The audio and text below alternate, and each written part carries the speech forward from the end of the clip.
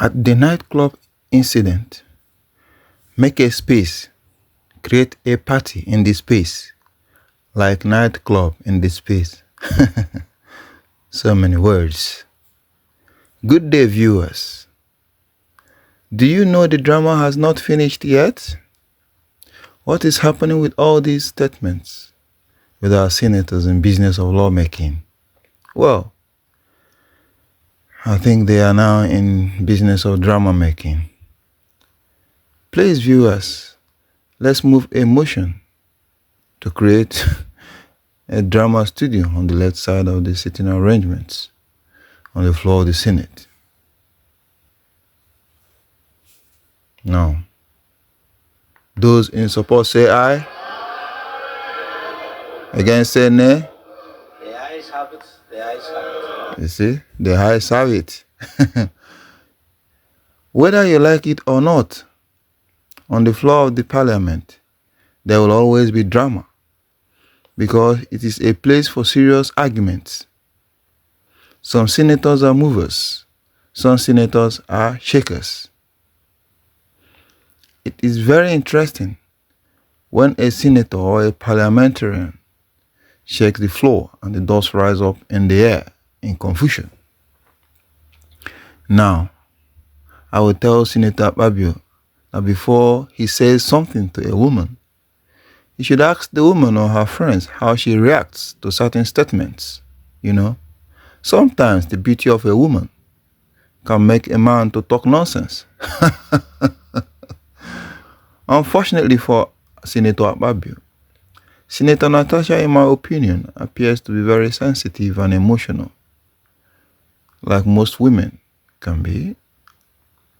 Kind words appeal more to women generally. Find a normal woman, kind words deeply appeal to her. Akpabio, for instance, may not have been so kind. I've heard from It appeared. those in support and those not in support. So I'll put the question. Distinguished colleagues, Even though apologies followed. True. those in favor that this bill be now read a second time, say aye. Those against say nay.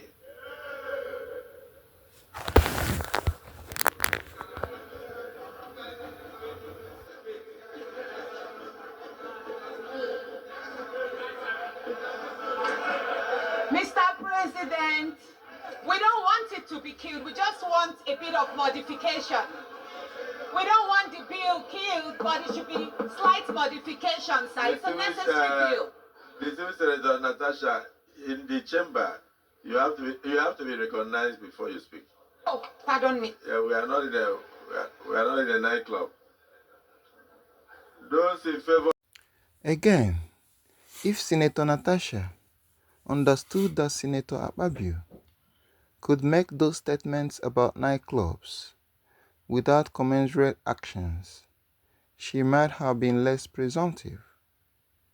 But you see, one needs to have good personality identity and create a trust in people within his vicinity.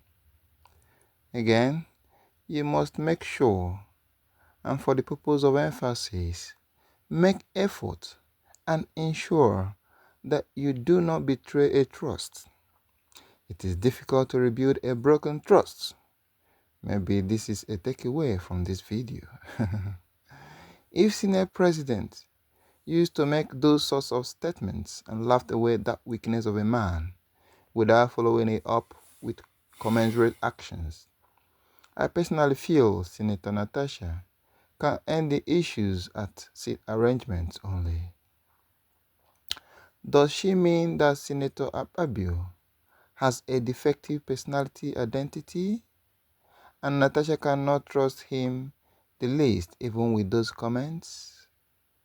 In conclusion, what are the factors at play here?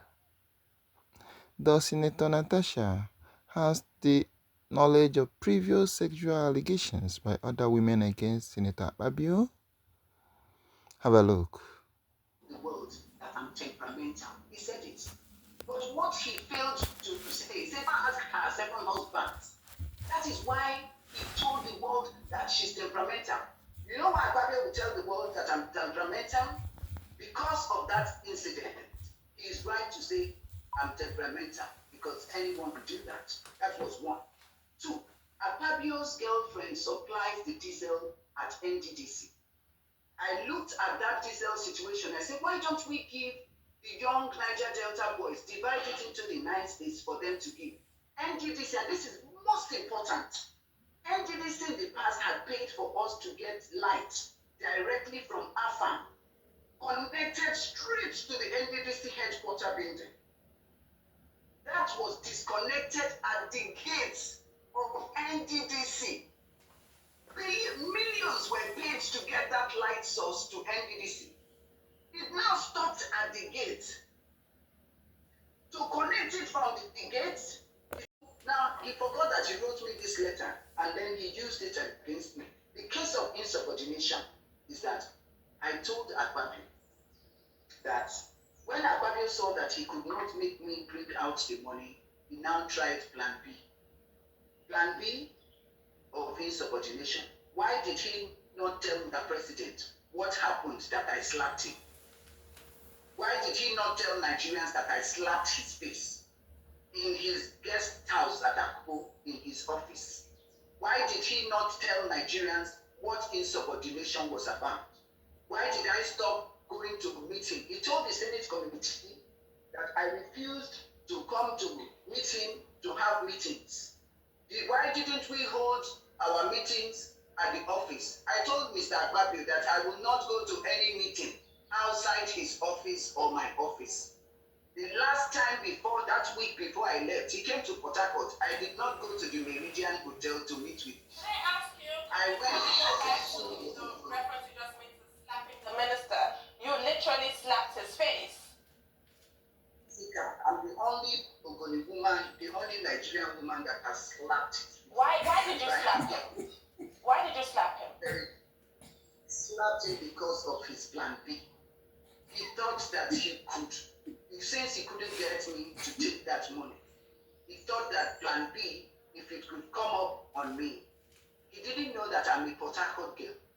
Port Harcourt girls are not moved by money, by somebody telling me that you pay me a substantive MD. The Port Harcourt girls are... Can we clarify this? Because we can't gloss over a slap. What is the plan B?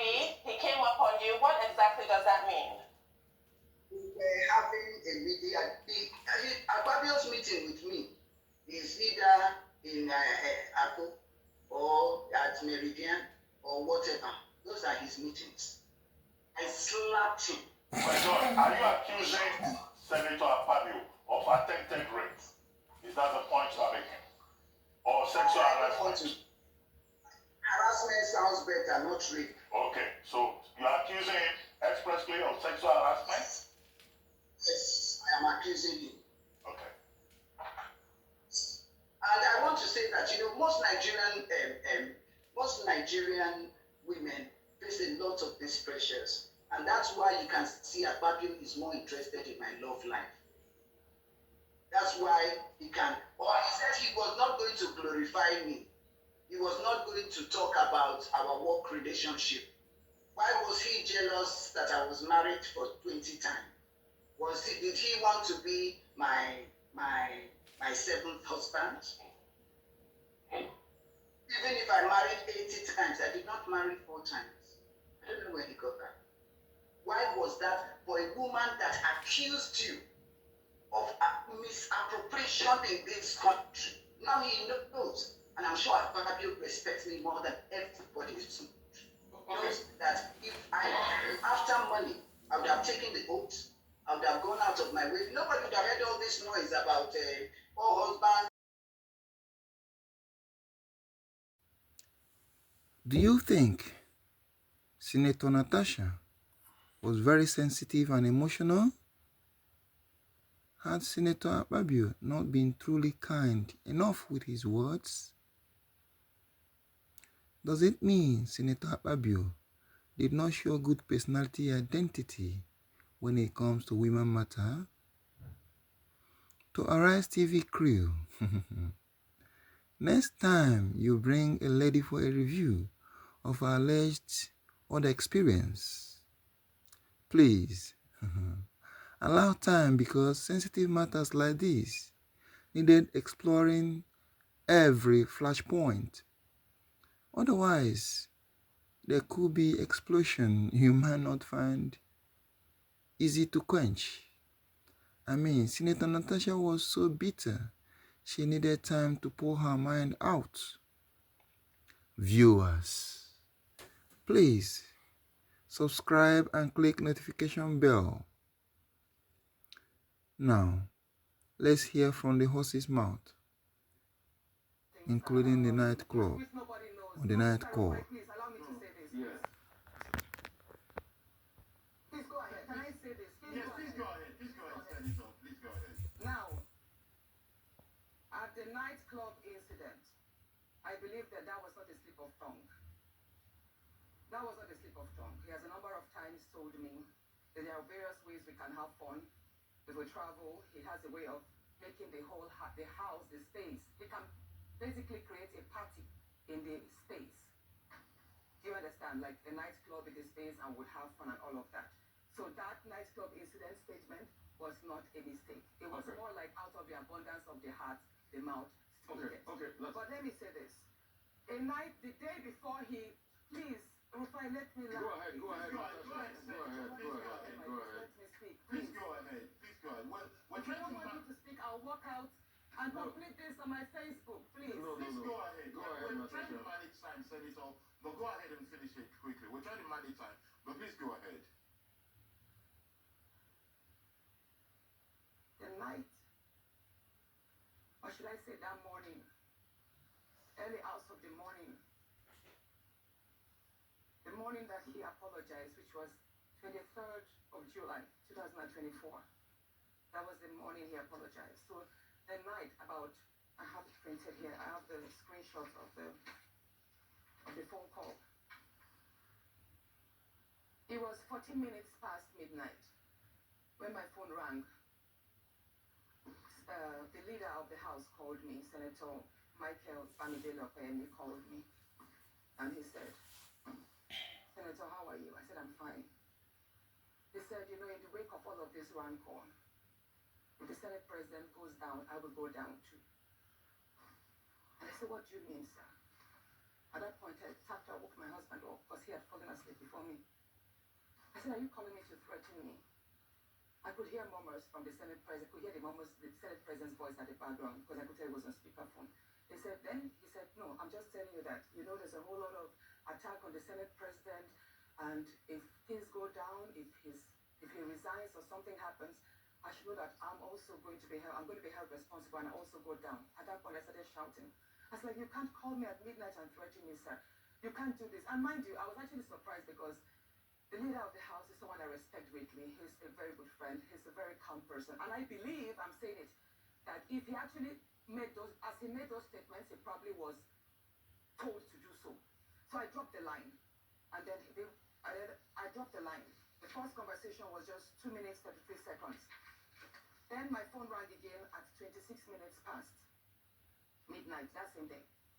And then it was the same call, Senator Opeyemi's line, but then it was the Senate President's voice. He said, Princess of the Senate. That's how he calls me casually. I've been attacked. My wife has not slept for days. She's been crying. She's received lots of insults. All because of you. I said, no, sir, it's not because of me. It's because of you. I didn't force you to order that statement. And I did not call on support I received from Nigerian women. So don't blame it on me. Say, no, he's telling me this because the Dane of Akpabio, I think he's a king in Akpabio in Delta State. So the Dane of Akpabio spoke with him and told him that he, as the Senate President, was the most hated politician in Nigeria at that point. Mind you, that was a few days to the protest. There was this end bad governance protest on the 1st of August, and this incident happened like a week before. So he said the Dane of Akpabio told him, Mr. Senate President, your rating is all low. You're one of the worst. You're one of the most hated politicians now. So I would advise. He said the Dane of Akpabio advised the Senate President to leave Abuja because if he is caught in the middle of the protest, he could be attacked by the Nigerians. I said, so why are you telling me this? He said, he's telling me because he found it insulting that the Dean of Akpabio would tell him to leave, to run away, to leave Abuja. And that he's telling me, so Natasha, I'm telling you, go and tell them that if anybody over the age of 20 approaches me during the protest, I will get, what is the word? Hold on. I will take that person down. The Senate President told me over the phone that based on the advice that the Dean of Akpabio gave him, I should leave Abuja in the wake of the protest so that I will not be caught and probably will not be approached or attacked by the youth. He said, Natasha, I have the capacity, I'm number 3 citizen. If anybody over the age of 20 dares to confront me, I will take that person down.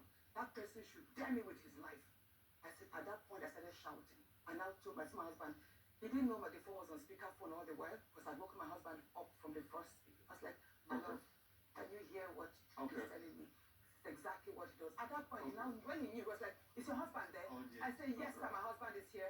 And he heard everything.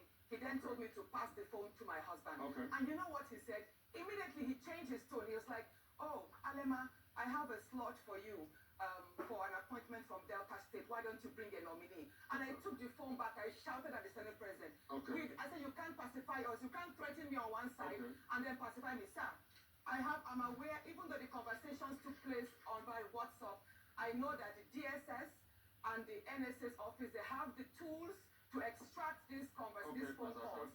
And I'm going to publish it. Yes, sir. Okay, Senator Natasha. Thank you. And he told me that, well, all you want, hold on, please. He then told me that, all I want is an apology.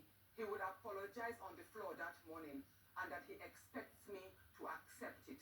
So all that morning, when I walked in, I was already threatened, I was already petrified. This is a man who had already called me at midnight, so I didn't sleep all night. I just had to say, okay, let's